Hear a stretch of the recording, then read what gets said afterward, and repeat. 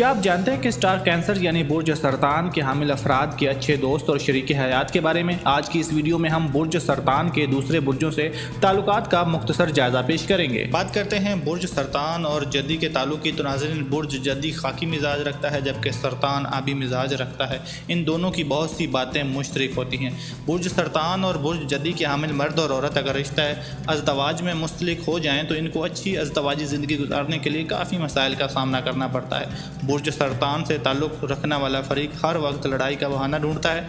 ऐसे में अगर बुर्ज जद्दी से ताल्लुक़ रखने वाला फ़रीक सब्र तहम्मुल और बुर्दबारी से काम ना ले तो इन दोनों के माबैन अक्सर व बेशतर लड़ाई झगड़ा होता रहता है। अगरचे दोनों के जहन आपस में मुताबिकत नहीं रखते, लेकिन इसके बावजूद एक दूसरे के साथ ताउन करके अच्छी ज़िंदगी बसर कर सकते हैं। इन दोनों को अपने दुश्मनों से दूर रहना चाहिए, इसी में इनकी बेहतरी है।